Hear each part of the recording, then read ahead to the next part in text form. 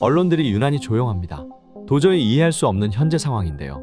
해당 내용 알아보기 전 구독과 좋아요 부탁드립니다. 지난해 7월 31일 11시 57분 이종섭 당시 국방부 장관은 김계환 해병대 사령관에게 전화를 걸었습니다. 당일 오후 2시로 예정됐던 해병대 수사단의 최상병 사건 수사 결과 발표를 취소하라고 지시했습니다. 바로 전날 자신이 결재한 수사 결과인데 돌연 마음을 바꾼 겁니다. 고위공직자범죄수사처가 이전 장관의 휴대전화 통화 내역을 확보해 분석한 결과 바로 직전인 11시 45분쯤 공이 즉 서울 지역번호로 시작되는 일반 전화를 한 통 받은 것으로 확인됐습니다. 일정 시간 통화도 이뤄졌습니다. 이 전화번호의 발신지는 이태원로, 가입자 명은 대통령실이었습니다. 이에 파장이 커지는 모양새가 나오자 JTBC와의 인터뷰에서 전화를 받은 적 없다고 답했지만 상세한 질문에는 답변을 피했습니다.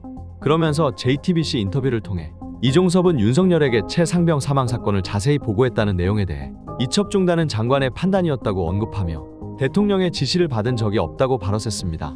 하지만 윤석열과 접촉은 사실상 인정하는 모양새를 보였죠. 이러한 발언은 사실상 발을 빼려고 하는 것으로 보이는데요. 여전히 구린내가 솔솔 나는 현 상황을 언론이 크게 보도하지 않는 이유에 대해서 굉장한 의문감을 느낄 수밖에 없습니다. 정상적인 사고를 하는 사람이라면 문제가 심각하다고 쉽게 인지할 수 있는 상황임에도 불구하고 윤은 무리하게 도피를 시킵니다. 굉장히 뻔뻔한데 이건 공공연한 수사 방해입니다.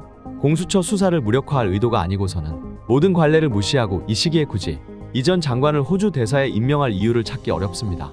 또한 호주와의 외교 관계를 이끌 다른 적합한 인물이 따로 없을 리도 없습니다. 오히려 국방, 방산 분야 협력 운운하며 대사직 임명을 설명하는 정부의 주장이 구차해 보입니다.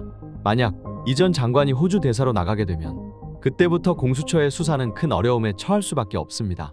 이 부분에 대해서 윤석열은 국민적인 심판을 피할 수 없을 텐데 이와 관련된 김어준 총수의 발언 함께 살펴보시죠.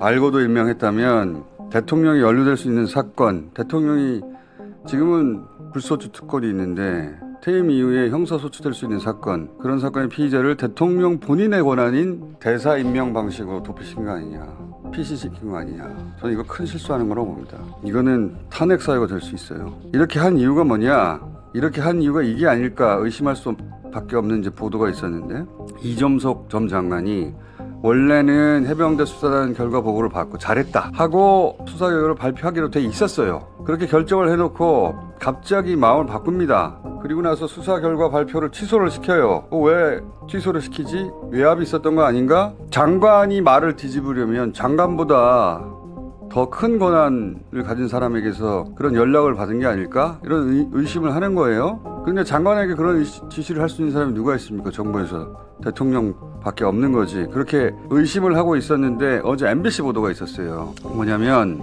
이종섭 국방부 장관이 김계환 해병대 사령관에게 수사 결과 발표를 취소하라고 지시하기 직전에 전화가 한 통 왔다는 거 아니에요? 대통령실 번호였다는 거예요. 대통령실에서 전화를 받고 발표를 취소시키고 그리고 발표 내용에 대해서 가이드라인을 줬다. 이걸 이제 공수처에서 소환해서 수사를 해야 되는데 그 수사 대상자를 호주 대사로 내보내버린 거예요. 대사니까 불러서 조사할 수 없다 이렇게 되는 거예요. 이건 정말 대단한 일입니다. 정말 이런 일이 벌어지네요. 자, 이건 저는 큰 실수하는 거라고 봅니다. 이 사건은 꼭 기억해둬야 되겠습니다.